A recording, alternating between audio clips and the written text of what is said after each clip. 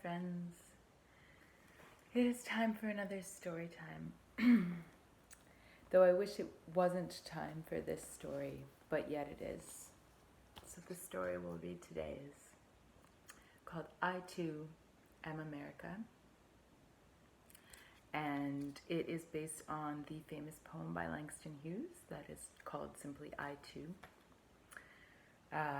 which was written in 1925, which I'll just leave that info lingering in the air there. It's just mind-boggling to me. It's 100 years really since that poem, and the period of the brilliant work of Langston Hughes and the whole Harlem Renaissance, of which he was a key part. But this book was made, almost a century later. It was published in 2012, and the illustrator is Bryan Collier. I'll show you his name is spelled with a Y there, because I really want you to look him up. He is an incredible children's book illustrator, and he has an amazing oeuvre. So many amazing books. Another day I'll read you one that I personally love called Rosa, and the writing is written by Nikki Giovanni. Amazing. And I'll tell you a story by way of commenting on what I feel I couldn't possibly have words to comment on adequately. So yeah, I'll tell it in parable form. So I met Bryan Collier. I had the wonderful privilege to meet Bryan Collier, and I noticed just before that he signed my book, and he said, "To Aurora with blessings." A really wonderful man. I met him at the Brooklyn Book Festival a few years ago, which is a really beloved event of mine. And to those who've never been, it's sort of like there's all these events and talks, and then there's like a fair, so you can go from booth to booth, and people are outside, and usually it's like publishers outside with their books, but this guy was out there alone with stacks and stacks of books. And I love children's books, of course, so I started looking at them. And I just had a vivid memory now, rereading this book, that how we started talking, Bryan and I, was that I was looking at this specific book, and you'll see it's very short, the poem's very short. I read it on the spot, and I was weeping. And I'll try not to weep now when I read it to you, but I was very moved by it, and then we started talking. And Bryan explained to me the story of how, when he was coming up as an artist in the 90s, and when he first moved to New York and went to art school, and he always had this strong conception that what he wanted to do was to make children's books that elevated stories of important artists, activists, politicians, figures of Black life in America, and he has now done so. However, what he told me happened in the 90s was that he went from door to door, and publisher after publisher told him there is just no place for these stories. Oh, your illustrations are beautiful, but this doesn't sell. We can't sell this. So again, I'm just going to let that hang. I'm just going to just let that be, with no commentary. But yeah, I will read this beautiful book to you now, and I will start by reading Bryan's own words. So there is a little dedication at the front, and then there's an illustrator's note in the back, and I'll read them both before I read the story, so then you can just let the poem sink in and look at these really gorgeous images. But this will provide some context for what the images are of. So here Bryan Collier writes, "I fully acknowledge and appreciate the long hours, timeless dedication, and amazing dignity of the Pullman porters, African American men who worked as caretakers to wealthy white passengers aboard luxury trains. This practice began after legal slavery ended and lasted until the 1960s on trains that crisscrossed the United States. One day I plan to do a complete study in picture book form that focuses solely on the life and history of the Pullman porter. And then I'll skip to the back and read you his illustrator's note. With this image, which explains a bit more about Pullman porters.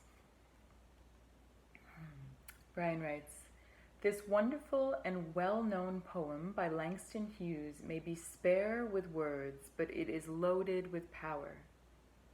It speaks of the relentless courage and dignity the Pullman porters were able to show while working day in and day out, in a job and in a country where they suffered injustice and unfair treatment and working conditions based on nothing but the color of their skin.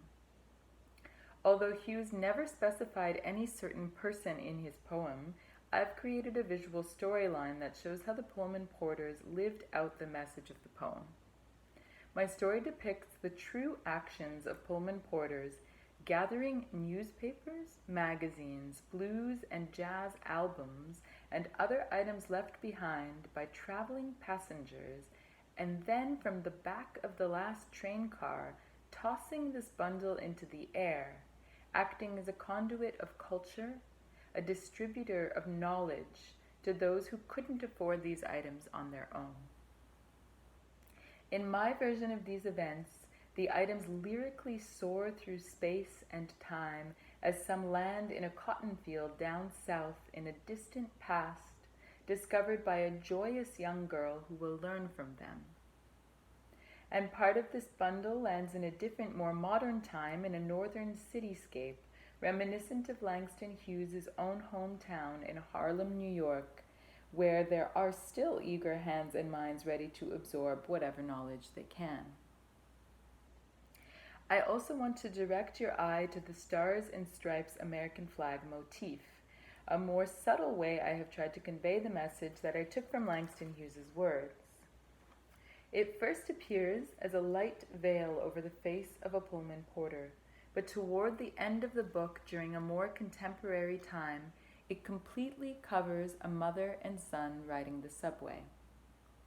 Even later, in the last image of the book, that same boy creates an opening through the flag and peers through it to an unknown future. It acts as a metaphor for the growth of our people in this country, almost invisible during the Pullman porter's time, just as he was, even though he worked every day in plain sight, but bolder and stronger towards the end, no longer invisible and ignored. To me, this represents how far African Americans have come in this country since the Pullman porter's time, and even since Hughes's time, and how bright our future can be.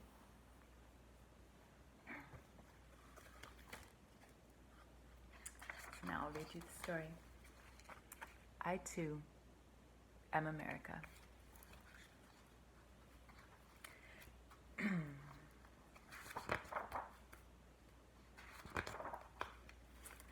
I too sing America.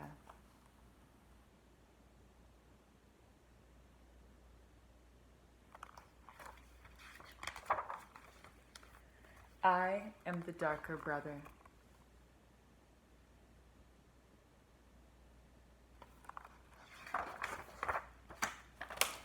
They send me to eat in the kitchen when company comes.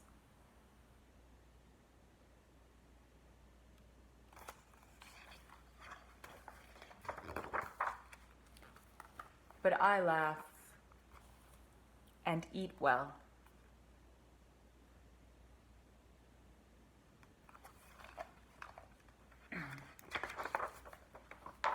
And grow strong.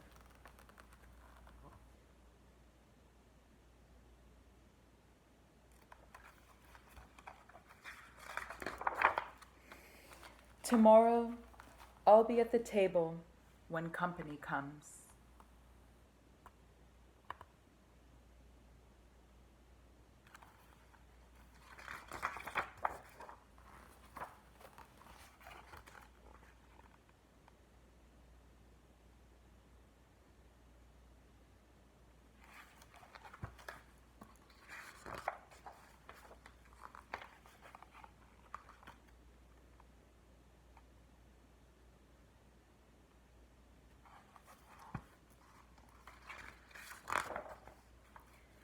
Nobody'll dare say to me, eat in the kitchen, then.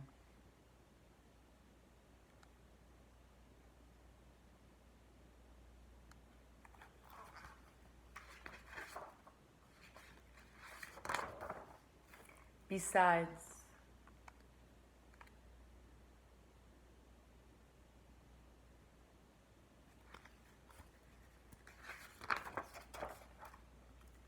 they'll see how beautiful I am and be ashamed.